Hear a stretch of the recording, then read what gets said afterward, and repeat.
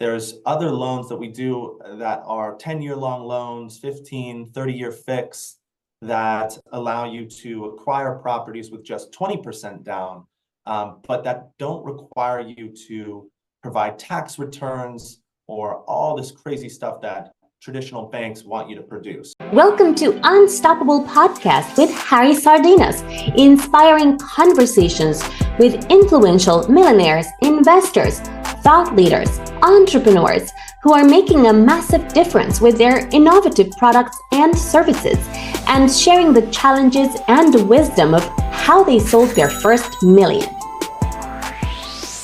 How would you like to make your first million in sales? And today we're connecting from London to New York, and we're gonna have an amazing chat today because we're gonna talk about funding. About if you're a property investor, property is one of the biggest vehicles to become financially free and to start your career as an investor. But for that we need a vehicle, and sometimes we need resources and lending. So Garrett, can you please introduce yourself? Pleasure to meet you. My name is Garrett Keillor. I'm one of the members, co-founders of Keillor Capital, as well as Lenders Academy, which is our newest venture. And we primarily do private lending, hard money lending, all real estate backed and collateralized lending for real estate investors. Okay, let's break it down a little bit more because Garrett, you guys, finance guy, these terms are very familiar for you. You listen every day, right? But for example, what is hard lending? What that means? Right. So hard money lending is a space for financiers to allow, borrowers who are interested in pursuing their, call it their fix and flip passions, their real estate rental portfolio passions, right? Building a large rental portfolio, whether you're doing, just simple fix and flips, small fix and flips, you see on HGTV,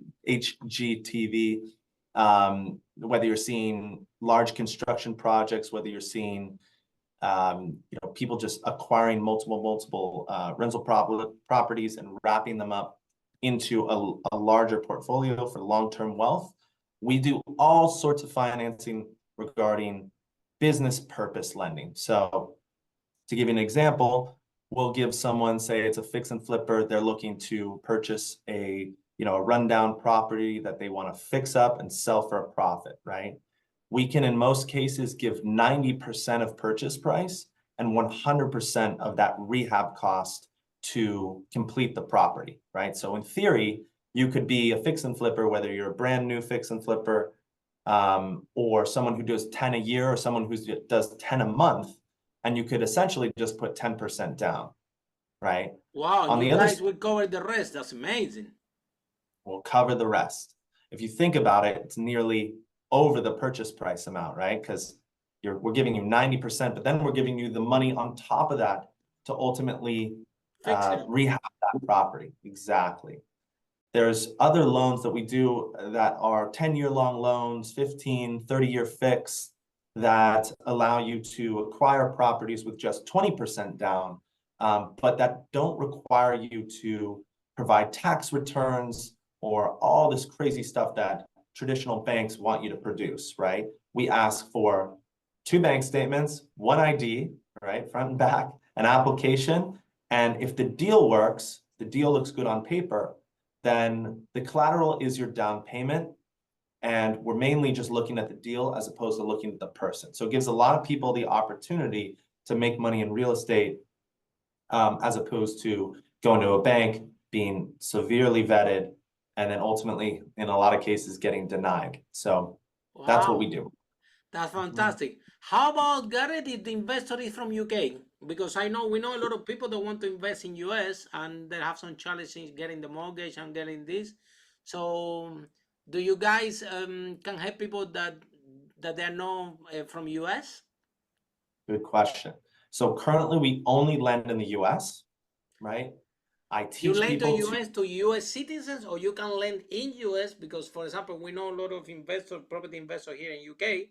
I know my friends have half of the portfolio in US, right? They bought houses in Detroit, everywhere, you name it.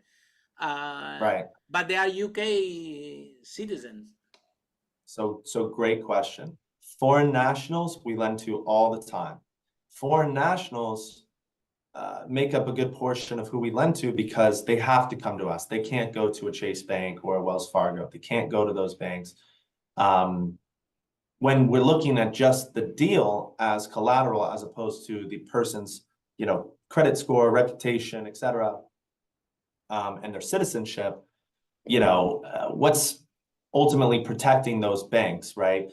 The mere fact that the person makes more than their payment, right? Yeah. From whatever job they have. For us, we say, okay, do you have enough cash in the bank to pay a good amount of payments, right? To protect us in the short term. And then in the long term, if the person stops paying, well, of course, we take back the property. That's the collateral, right? Exactly. And Property so will be the collateral, right? Yeah.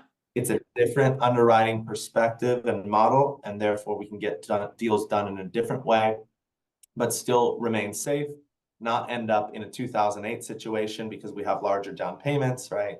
Ultimately, get money deployed. Yeah.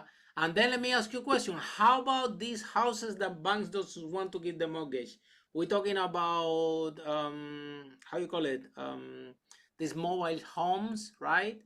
Or there are high rise here in United Kingdom. We have a big issue because the bank give us some headache with, no, they don't give mortgage to all type of property.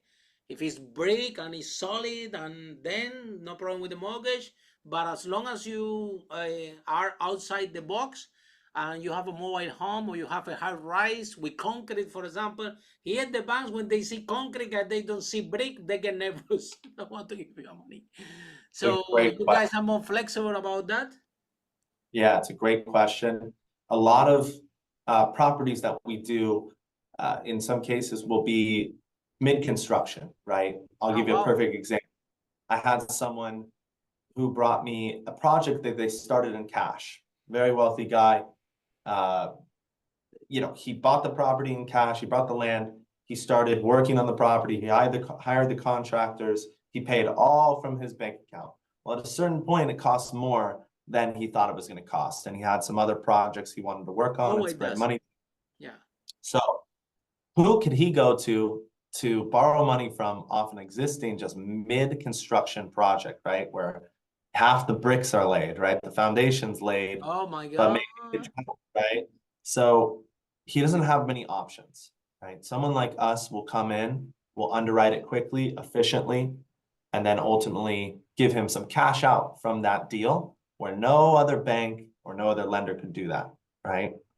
So we like those deals partially because, we charge a good amount of interest. We charge, origination. It does take a lot of work to underwrite those deals, but it's such and there is a risk involved. So obviously you deserve the return, right?